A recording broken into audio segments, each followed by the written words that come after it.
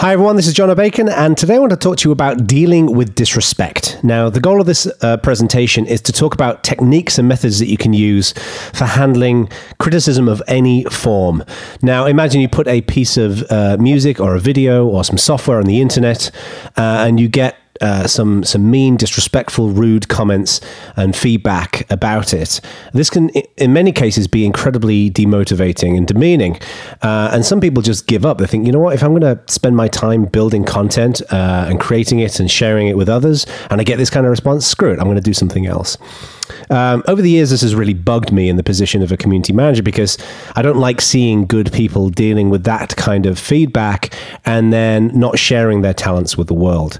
So a little while back, I wrote this book called Dealing with Disrespect. And the goal of this is that when somebody is in that position where they've shared something and they feel demotivated because they've read a mean-spirited comment, that somebody else can say, you know what, you should go and check this book out.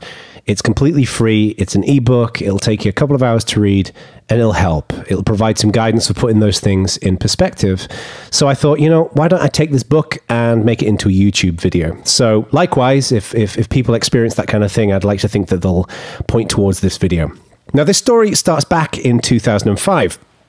I run a blog at johnobacon.org, and I write about stuff that I'm working on. And one day I wrote some fairly innocuous blog post about something that I was doing, and I woke the following morning to find this incredibly mean-spirited comment. Now, the guy who posted it is probably not this guy who looks like some kind of low-budget Louis C.K., but the comment was filled with just hatred. I mean, it was mean, it was rude. It basically said that my work was useless, that all I care about is my own welfare and well-being, that I bring nothing to the world. And I'll be honest with you, when I read it, I was very self-reflective of it. I thought, well, wow, is this guy right? You know, am I useless? Am I bringing no value to the world? Am I kind of selfish and arrogant in that way? And then I started thinking, well, hang on, do my friends think this? Do my colleagues? Do my family? Do people really think this and they're afraid to tell me? And it's a pretty dark spiral to go down that. And I think lots of people experience this for the first time when they see these kinds of comments. So I was in a pretty low spot having read this. Later that day, a friend of mine called Christian Schaller sent me a message on a chat channel and basically said, hey, Jono, I saw that comment on your blog. You must be delighted. And I thought, what? Are you kidding me? On what possible planet would I be happy with someone saying that to me and saying that about me? Not just privately, but in a public place as well. And Christian came back to me and said, for someone to write that, it means that they care what you think, so much so that they felt the need to write it on your website. So congratulations.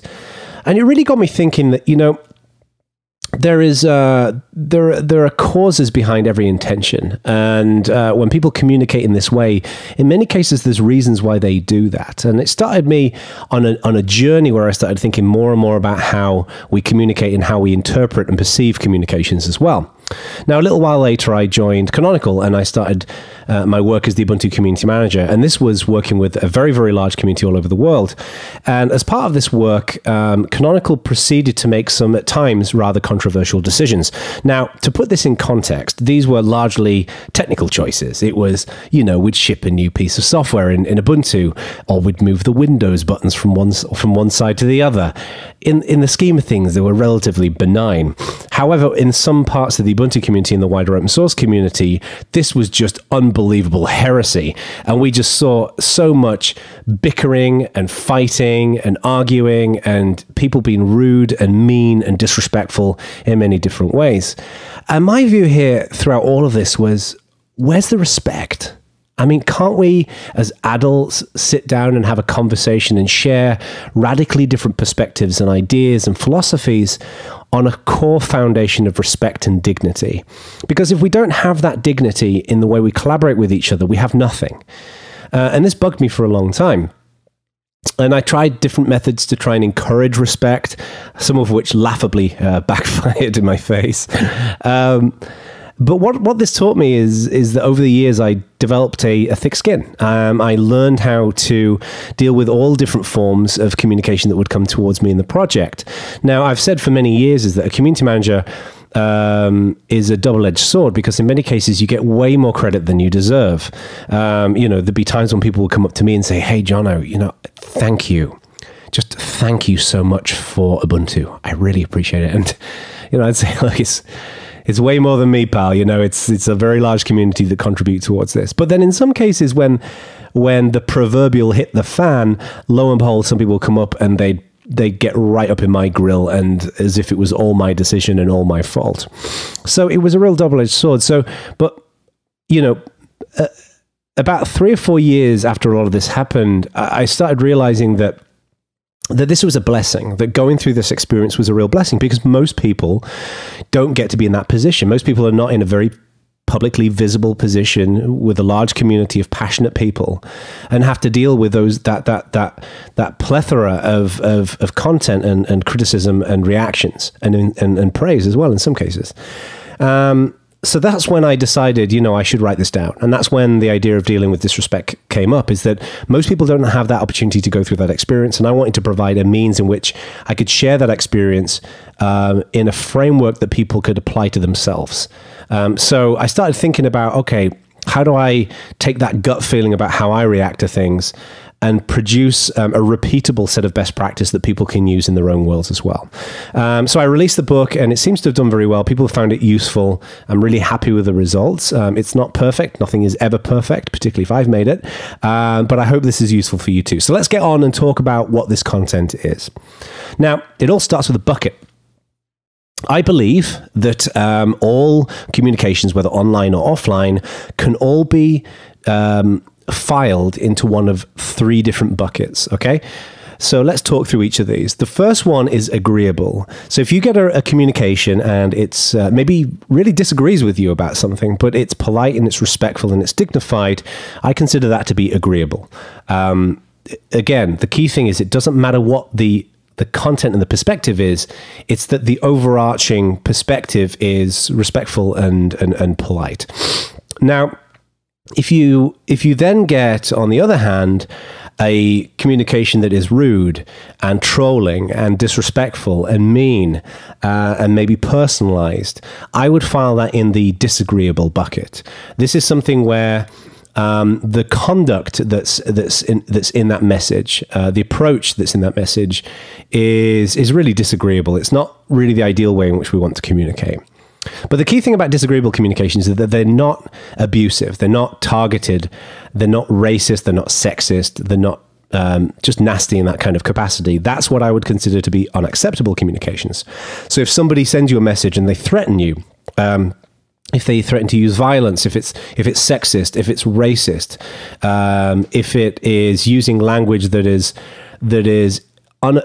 inappropriate towards different demographics and minorities of people, I would consider that to be unacceptable. And let me be very clear about this. I really consider this to be unacceptable. This is something that should play no part in human collaboration. Those messages should get deleted. In some cases, they should be reported. And in some cases, you may need to notify the authorities if it's really unacceptable. So, I consider those to be the 3 buckets. Now, I want to make something very clear at this point.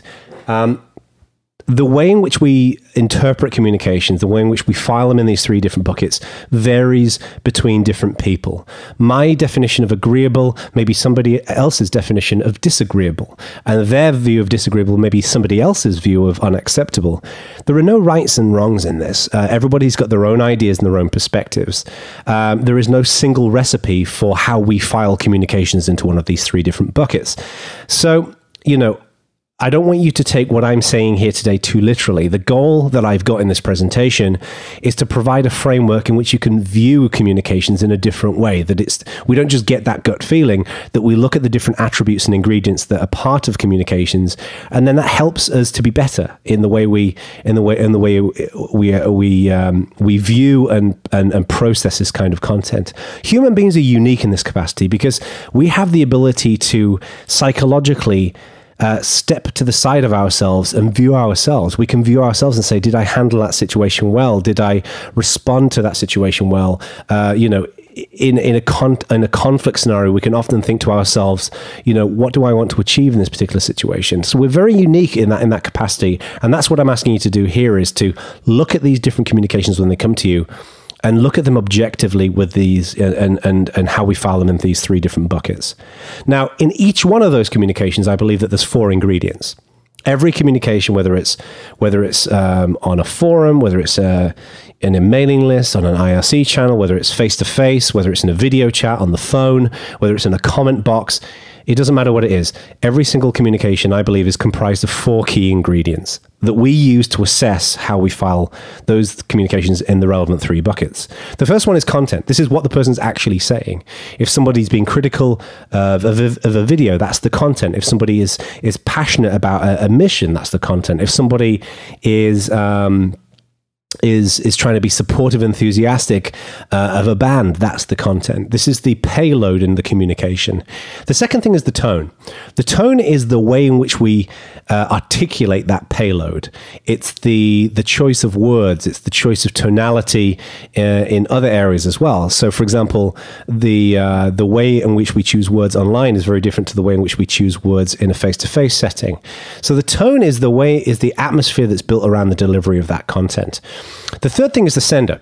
The sender is the person who sends the message to you. So, who are they? What do they do? What's their experience? What are their perspectives? What are their insecurities? What are their passions? What are their objectives? All of this plays a role in how we assess these different communications. And then the fourth thing is the context. The context plays a huge role. A message that is shared in peacetime is very different to a message that can be shared in wartime. So if you're in the middle of a big controversy, the context can drive communications in different ways, combined with the other attributes, the other ingredients in the communication as well. So the context plays a huge role there as well. So what we do as humans is we tend to take these four ingredients and then we kind of subconsciously process these different pieces and then we file them into one of the three buckets. The challenge is that in many cases, what we actually do is we only really look at the content and we maybe look at the tone. In some cases, people only look at the tone and sometimes look at the content. What we often do is forget who the sender is and forget the context. So in looking at this communication, which is comprised of multiple parts, we only look at some of those parts in the way we file those communications into these different buckets. And I believe that that is the source of a huge amount of conflict in the world, is that we don't look at the full situation. We don't look at the full breadth of the situation and look at it for what it really is. So again, I just want to reiterate the way in which we determine content, tone, sender, and context, and what we consider to be agreeable, disagreeable, and acceptable is going to vary from human being to human being. Your idea of these different things will differ to mine. The key thing is that we're aware of these ingredients and we're aware of these buckets, and we can think as objectively as possible when we file them in those different areas. So let's provide a couple of examples with a happy, fun time quiz. Now, let's imagine that I have written an album called Let's Ride. Okay, it's a rock album. And I release it, I put it on the internet, and I put a YouTube video up of one of the songs. And somebody goes into that YouTube video and they say, I think you made a real mistake with Let's Ride. I don't think it really reflects very well on you at all. Now, what would you consider that to be? Is it agreeable? Is it disagreeable? Or is it unacceptable? How would you personally judge that based upon the tone, the content, the context, and the sender? Now, we obviously don't know who the sender is. Let's assume they're anonymous. But I personally would file that as agreeable because, the content is not particularly good. It doesn't really tell me why they think I made a mistake with Let's Ride, and they don't tell me why they think it doesn't reflect on me. Reflect well on me, but the tone is respectful. I think the context is probably just in the situation of me just releasing it. It's respectful. I consider that to be overall a pretty reasonable message, but it just doesn't give me enough information. So what I do is I reach out to those people and say, well, why do you think I made a mistake? Why don't you think it reflects on me? Because maybe that information can help me to do a better job of what I'm doing. Let's look at another example. Let's Ride is an utter piece of shit. You need to pack up your guitar and go flip burgers. Now, this is obviously quite rude in terms of the tone. It's not just rude to me, but it's rude to people who flip burgers. I mean, a lot of people who flip burgers are just trying to earn an honest living for their families. So, it's not very nice. I personally would file this in disagreeable.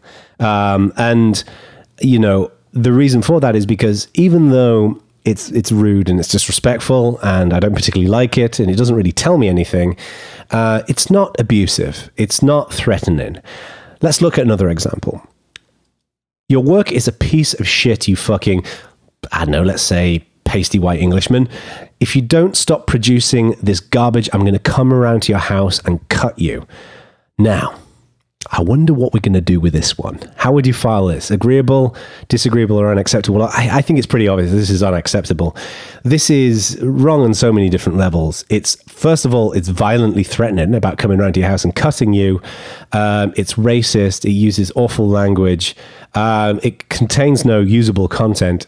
It's just awful. I'd delete this. And if I really felt like someone was going to come and kill me, or cut me, which is nearly as bad as killing you, I would probably report it to the authorities. So that gives you an example of how I would look at things. And when you look at communications yourself, try and think about how you would assess those 4 ingredients in each of those different communications.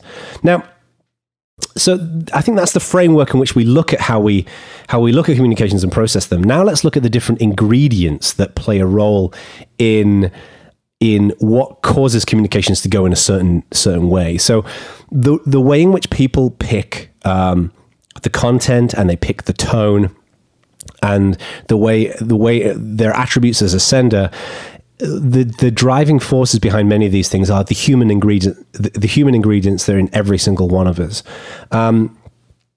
It's important to remember that we're all animals, we're all human beings, and we can't hide and we can't escape our experiences and our past and the different attributes that make us human beings.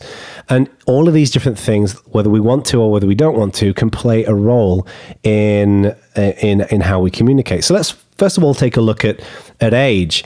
Age plays a massive role, and some of you are not going to like me describing some of these attributes that play a role, because some of you may think that this is politically incorrect, that I'm talking about age and gender and some other things. I'm sorry, but that's just the way it is in the world.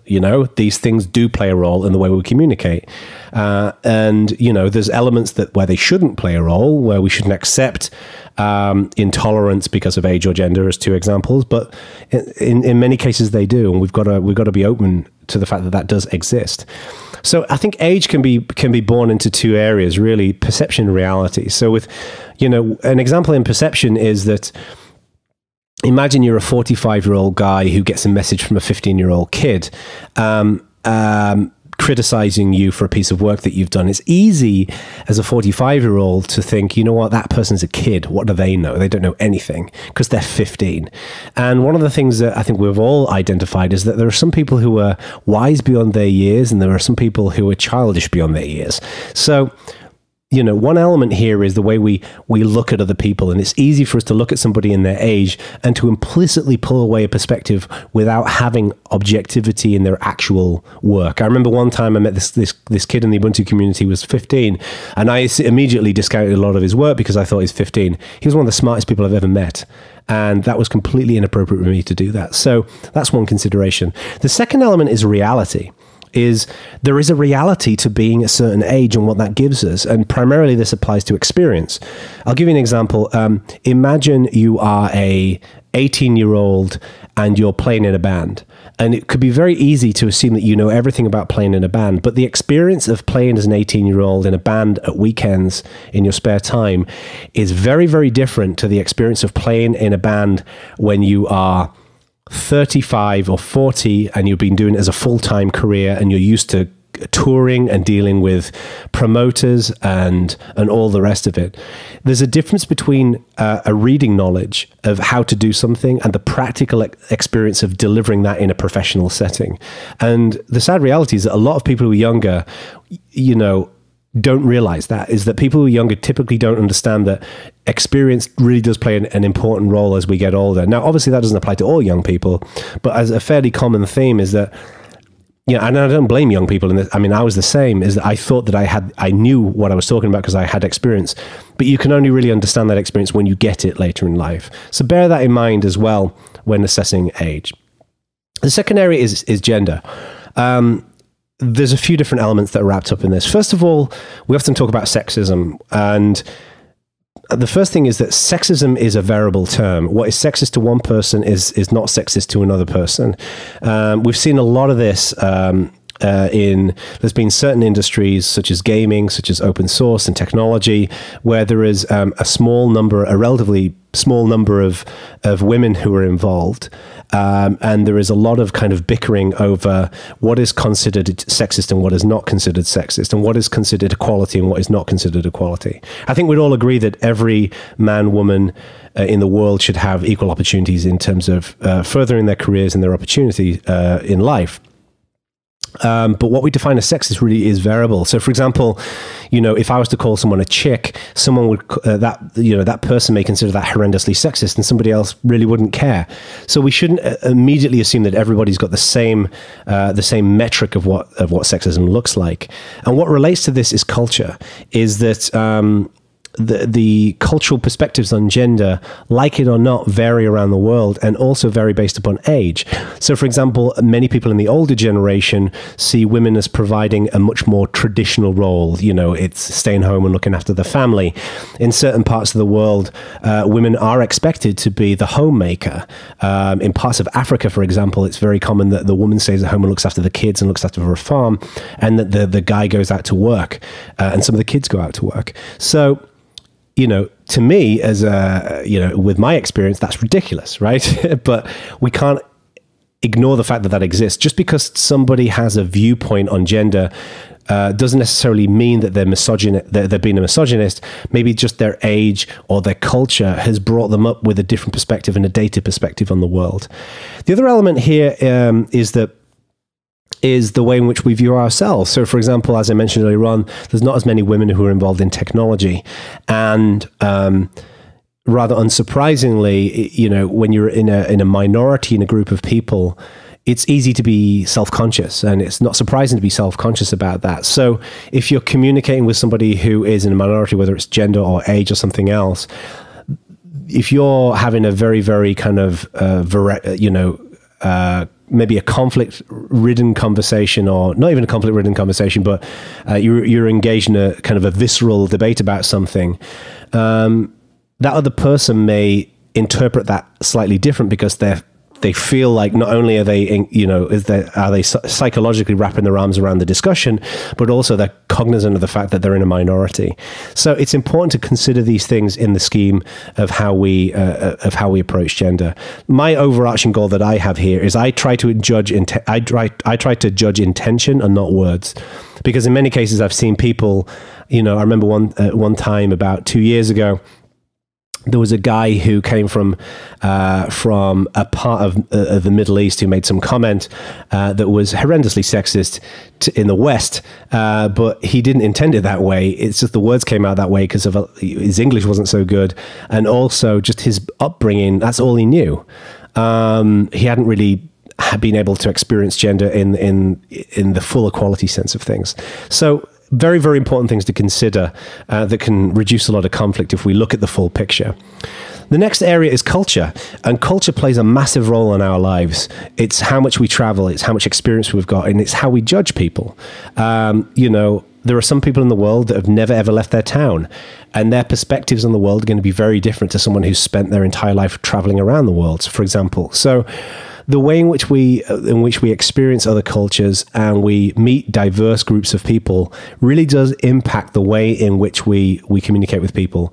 You know, as an example, you know, I went to university, and for me, university was not about the education. It was about, as a young kid, really being thrust into an environment with different people. I'd never met a Greek before. I'd never met someone from Nigeria before. I'd never met an American before. It was new to me, and that was great and enriching my life.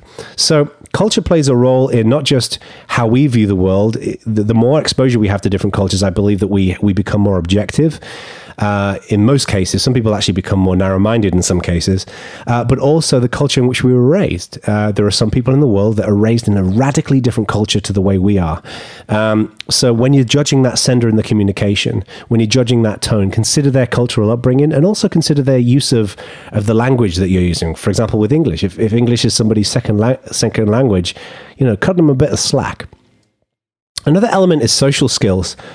You know, social skills really play a huge role on the internet in particular, because, you know, there are many communities out there online where the people who are participating are very confident and very loud online, but you meet them in real life and they're very, very nervous, timid people. And there's a lot of people out there who just don't have very good social skills. So I think it's important when you're assessing these communications that the person who you're dealing with, some person may leave you an awful comment on a piece of work that you've done, and you may think that they're being deliberately mean and awful and disrespectful, but they may just have shitty social skills. They may just not know how to deal with this kind of stuff. And a good example of this is in problem solving. There are certain people who are very good at solving problems. You look at the situation, you look at what you need to do, you look at the resources that you've got, you look at the timelines and the deadlines, and you map out a plan and you execute on it. And that's how you take a structured approach to problem solving. Some people don't know how to do that. Some people don't know how to respond to complex scenarios and complex conflict. So what they do is they react emotionally because they don't have the framework in which to provide a more objective approach. So in those cases, I think it's important to recognize that and not to always see malintent as a reason why people behave in a certain way. I'll give you an example. There was a guy about 3 or 4 years ago who seemed to demonstrate awful conduct with people. And I had a conversation. I was very upfront with him privately, and I said, do you realize that people interpret you as being kind of a bit of an asshole to people? And he had no idea that he was behaving that way. He thought that was normal in the way you communicate. And I spent a bit of time, helping to mentor him around how to provide better social skills or better social conduct. And it really helped him, is that he just, honestly, there was no bad intentions there. He just didn't know what he was doing. So very, very important thing to consider. Another piece here is just experience. I touched on this earlier on when I was talking about age, but we all have radically different levels of experience. By the way, the reason why you're seeing a kitten is because if you type the word experience into Google Images search, this pops up. And I think that that's kind of cool. Every video on the internet should have a cat in it. I mean, we already know this. So anyway, back to the point. We all have different levels of experience of different things. So some people have different levels of experience in terms of skills, problem solving, dealing with conflict, dealing with challenging personalities, working in different settings and environments. And then people have different levels of experience in terms of practical. So working in a particular industry, working with a particular technology or instruments or video production. And in many cases, people who feel like they've got experience feel like they have the right to an opinion or the right to be heard because they feel like their experience trumps somebody else. There is no single reference point. There is no single scoring scale for experience in the world. So you could have somebody who is an unbelievable programmer who knows everything in the book about writing C++. And they may have that reading knowledge, but they may have never worked in a practical environment where you're writing C++ and working on a project with other people. So, and they may feel like they have the right to trump everybody else's opinion because they know everything about C++. Whereas the practical day-to-day reality and day-to-day experience is so critical. So one of the many areas where we see this kind of conflict is when people judge their own experience and believe that gives them legitimacy to share perspectives. When we look at those communications and we identify that someone's doing that, again, it helps us to put those things in context. So those are the different human ingredients. But I think what's important for us to recognize as well is there are a bunch of psychological ingredients that play a role in communications as well. So, these are the things that affect us just as a human being, and affect our minds and the way our minds tick over. So the first is stress. Stress plays a huge role for many people. My view is, when somebody behaves in a way that is negative or inappropriate, it's easy to assume that that person is just, frankly, just being a bit of a dick. And I think it's important to remember that you don't know what's going on in that person's life. For all you know, that person's parents just died. For all you know, their kid's sick. Maybe they've just found out they've got a terminal illness. Maybe their house just got repossessed. Maybe they're on the way home from being fired. All of these things can play a role in the context of what brings stress to people's lives. So, when somebody behaves a certain way, and particularly if it's out of character, if you've got somebody who's normally very cool to talk to, and then they act in a very, very kind of targeted and nasty kind of response, maybe stress is playing a role there. The The second area is burnout. I actually have a separate video on burnout, which I'd recommend you check out. But burnout is the aggregation of stress. This is when stress accumulates and accumulates and accumulates, and it causes a sensation that we have to prove ourselves, that we have to do better, that we have to deal with the situation. And then what we do is we become unhealthy. We eat bad food. We don't exercise. We don't spend time with our friends and our families. And it becomes a pretty dangerous situation.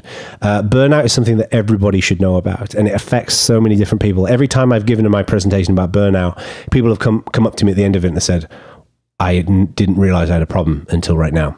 And it's amazing how much of a role this plays in communications. The next area is problems. And let me be very clear. I'm not a doctor. I'm not a psychologist. I'm not in the mental health world or mental health professional, but there are other psychological problems that can affect people. People can have attention deficit disorder. Some people have obsessive compulsive disorder. Some people have narcissistic personality disorder. These are very, very real issues. Some people have depression. And again, you know, when assessing the sender, you don't know whether the person on the other end of the line is experiencing one of these things. You know, it's not always completely independent, objective, constructed thought that's been thrown in your direction. There can be other things that can influence it as well. So when we look at all of those different attributes in our psychology, such as stress and burnout and these issues, and then we look at those human ingredients such as age, gender, culture, social skills, experience, these all play a role. And I think having an awareness of that helps us to really spot when these things are playing a role in those particular communications. The other thing that can play a role is the medium.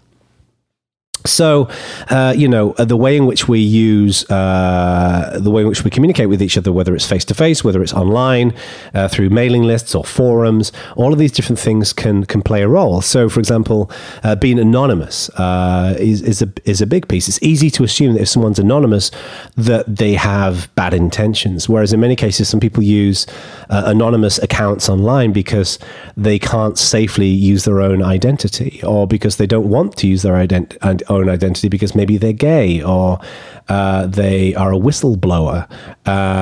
These things can cause people to be anonymous. So don't assume that people are trying to be anonymous. But the flip side of this is that if somebody is anonymous all the time, it can be difficult to build trust. If somebody's anonymous, so they use Tannoy Boy Active 313. I just said that because one of my speakers is a Tannoy Active speaker, by the way, if you're wondering where that came from. If they're using the same handle, then it's easier to build trust with them because it's the same person, their actual identity is anonymous. So there's a difference there. The other element is cultural and social norms within those mediums. So for example, it's much more normal in the developer world to use email discussion lists and for content to come to to that place. And it's much more normal, in internet relay chat, which is more of a real-time medium, for people to behave a certain manner as well. So the medium plays a role there. But then also rhythm and cadence. If you send an email to somebody and then they don't get back to you for 3 hours, that's fine. If you stood there in a conversation face-to-face and somebody says something to you and then there's a long gap before they respond, then you can kind of assume that there's a problem there. So the rhythm, the cadence of how we communicate within the mediums can also play a key role. There's a lot more of this information in the book. The other thing as well is the relationship that we have with others. There's many different elements here. I'm just going to touch on this briefly because I don't want this presentation to go on for too long. But, the influence that we have on other people, the perception that we have of other people, the way fear can play a role in certain environments. And people can, people often, when they're fearful of something, they can fill in the gaps. If they don't have answers to questions, they can fill in the gaps. The perspective that we have in terms of reputation, and also the damage the ego can play. All of these different elements can play a role in the way in which we communicate with other people. So again, more of this information is in the book. I'd recommend you go and check it out. These are very, very important pieces to soak up. So what we do here is that ideally what we want to do is we want to look at those different fragments of that message that comes in, and we want to interpret them in different ways. And there's a few techniques that I've developed over the years that I call my code, because I'm a big fan of Dexter, and Dexter's got his code. Luckily, this is not a code that's about, serial killing. That I think will be useful for you to use. This is kind of almost within the spirit of like the 7 habits of highly effective people. This is kind of an approach that I've been using over the years that some of this might be useful to you as well. So the first thing is keep things in perspective. The first thing more than anything is when we're assessing those communications, when you see that mean-spirited comment or that tweet or that message, is that look at those 4 elements. The sender, look at the context. The context can be so important here. If somebody says something in the heat of the moment, it's very, very different to if someone says something as negative, not in the heat of the moment. Look at the sender, the context, look at the content, look at the tone, look at all of those different elements, the age, the gender, the culture, where they come from, their experiences. Look at all of those different pieces before you jump to the conclusions. Don't always trust your gut. In many cases, your gut can be wrong.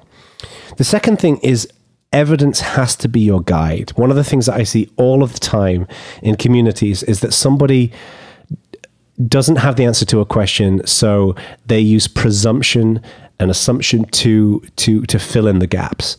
And what happens is you then get 2 or 3 different people bickering between themselves, and each of them has like 70% of the picture. It doesn't help anybody, right? The world is filled with too much assumption. We see this all of the time. So only have your viewpoint and only have your perspective if you've got the evidence. And if you don't have the evidence, be clear that you don't have the evidence. Be clear with yourself that you're assuming this piece or you're assuming that piece. The other thing as well is to read people, is to look at people and to assess who they are and to think about their story and to think about where they come from and what they do and their perspectives. Because it's very easy, particularly in text-only conversations online, for us to look at other people and only look at those words. And I think we really do need to kind of look behind the mask and look behind the people for us to get a much better idea of who those folks are and to spend time with those people as well. My view has always been to presume good in people. I think we as a human race, we are fundamentally good human beings. And there are some idiots out there and there are some arseholes out there. But I think assume good, first of all, and then let them chip away at that if they're not good people. And that's the best way to proceed. The next thing is to just stay classy. It's very easy in very tense situations or when somebody's being passive aggressive or somebody's trying to chip away at your reputation to respond and to react rather, and to throw it back at them and to feel like you need to defend your honor or defend somebody else's honor. Don't do it. Stay classy. Stay a step above them.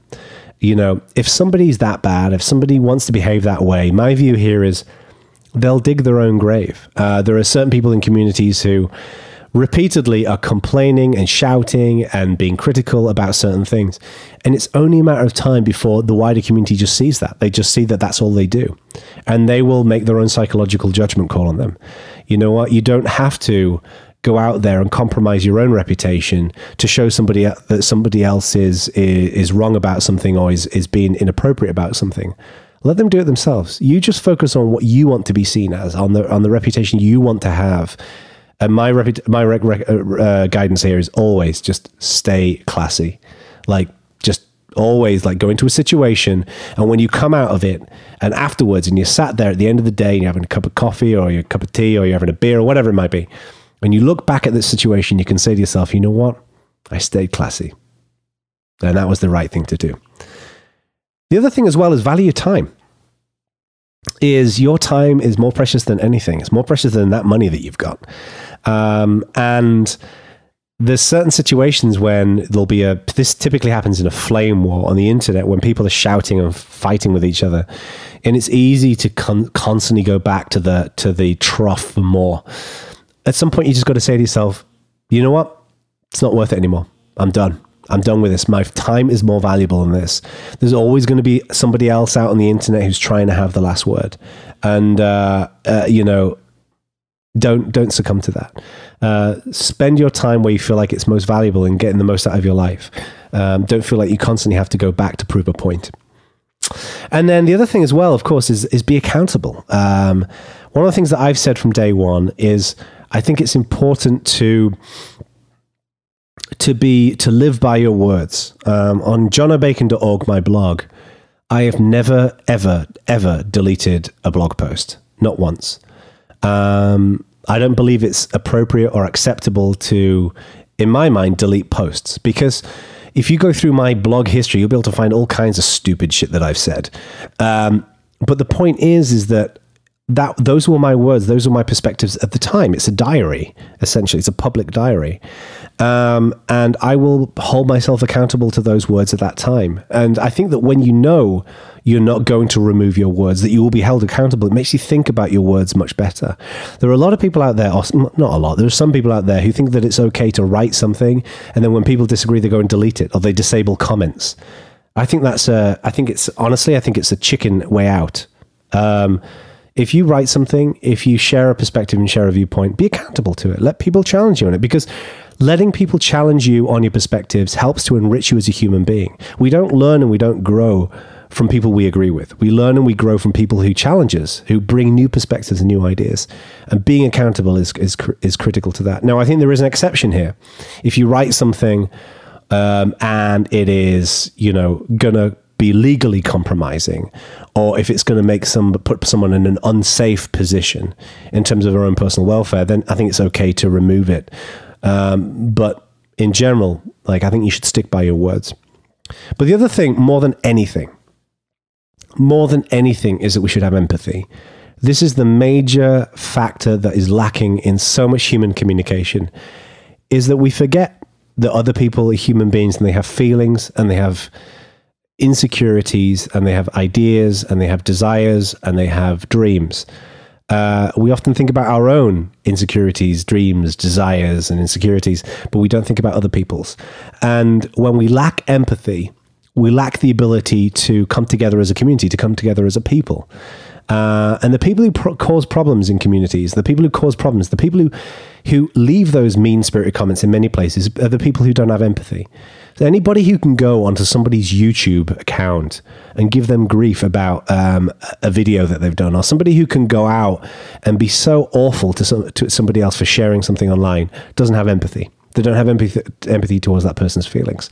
So I think, we don't combat that by fighting those people. We combat it by having empathy ourselves and empathy with those people. There's been many cases in my experience where somebody has been rude and disrespectful and mean-spirited, and I've tried to have empathy towards them. And when I've become a friend to them, and I've gone under the veil a little bit, it turns out that there's other things that they've got going on in their lives that have caused that. And then when we help to rectify those situations, they develop empathy, and then they become better human beings. So having empathy, even with our harshest critics, I think is one of the most fulfilling things that we can do as we handle this. Again, I want to recommend that you go to dealingwithdisrespect.com, where you can find the full book. It's completely free to download. Please share it with your friends. It's available on the Creative Commons. And, my goal here, as I said at the beginning, is not to tell you folks what to think or to provide a single recipe for how we handle communications. My goal is to basically provide a blueprint for how we can think about and how we can approach communications. Then you can make your own decisions. And I'd like to encourage that you look at it from that perspective, and I hope it really helps. The other thing I'd like to recommend is that you go to communityleadershipforum.com. This is a forum full of community leaders and managers, and there's other people you can meet and you can converse with, and you might find that useful as well. So with that, I'd like to thank you for taking the time to watch this. I know it's been a little bit of a longer video, but I hope it's been useful. And again, please, if you see someone who's in a position where you think they could benefit from this information, definitely go and share it with them. And also, as is customary with these YouTube's videos, please click the subscribe link. All right. Thank you.